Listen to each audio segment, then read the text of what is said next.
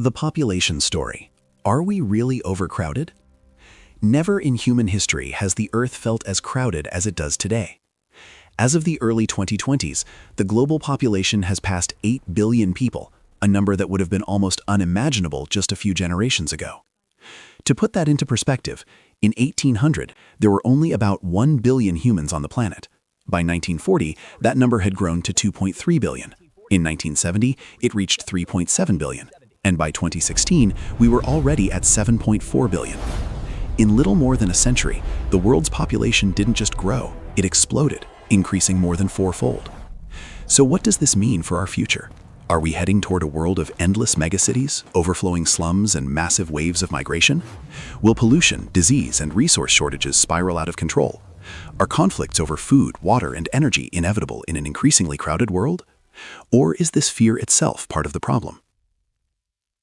The birth of an overpopulation panic. In the 1960s, population growth reached its fastest rate in human history. This sparked a wave of deeply pessimistic predictions. Many experts warned that the world was heading toward catastrophe, that poor countries would keep growing endlessly, overwhelming richer nations and collapsing the global order. This is when the idea of overpopulation became a powerful global fear. But decades later, something surprising happened. Those apocalyptic predictions didn't come true. And the reason lies in a simple but powerful pattern called the demographic transition. The demographic transition, a universal pattern. High birth rates and population explosions are not permanent traits of certain cultures or countries. Instead, they are temporary phases in a four-stage process that every society goes through as it develops. Let's rewind to the 18th century. Back then, the entire world, including Europe, was stuck in the first stage. Living conditions were harsh, sanitation was poor, food was unreliable, and medicine was primitive. Families had many children, but many of those children died young. As a result, population growth remained slow. Women often gave birth to 4, 5, or even 6 children, but only 2 might survive to adulthood. Then came the Industrial Revolution, beginning in the United Kingdom. People moved from farms to factories. Goods were mass-produced. Science advanced rapidly. Transportation, communication, and especially medicine improved dramatically. Clean water, better nutrition, and basic health care saved millions of lives. This marked the second stage of the demographic transition. Death rates, especially among children, fell sharply, but birth rates remained high. The result? A population boom. Between 1750 and 1850, Britain's population doubled. But this explosion was not the end of the story.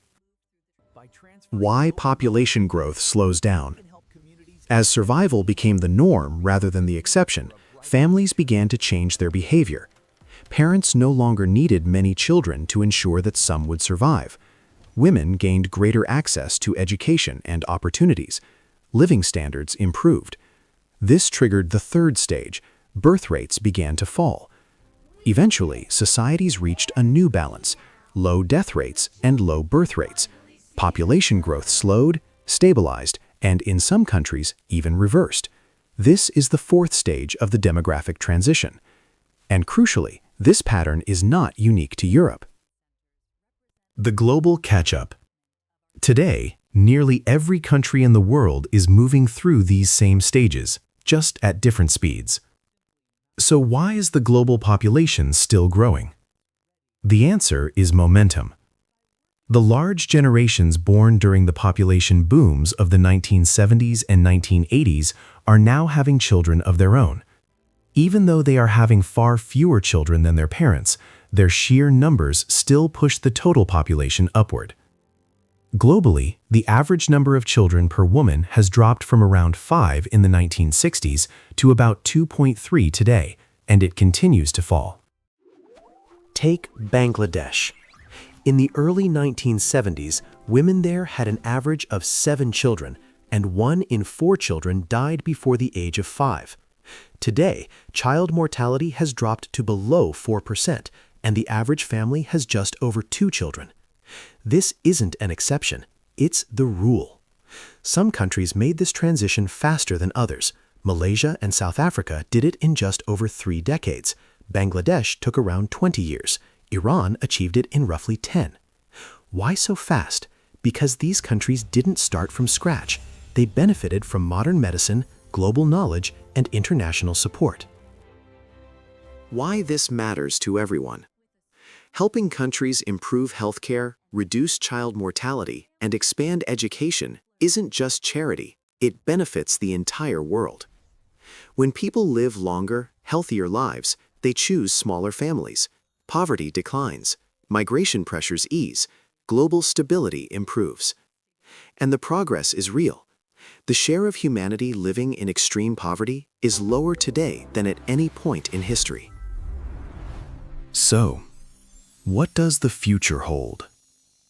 According to projections from the United Nations, the world's population will not grow forever. In fact, the so-called 12 billionth human may never be born. As development continues, access to higher education is expected to expand dramatically. Countries that once needed help will increasingly become drivers of innovation and growth. More people doesn't just mean more mouths to feed. It means more minds, more ideas, more potential to move humanity forward. The story of population growth isn't a countdown to disaster. It's a story of transformation and ultimately of hope.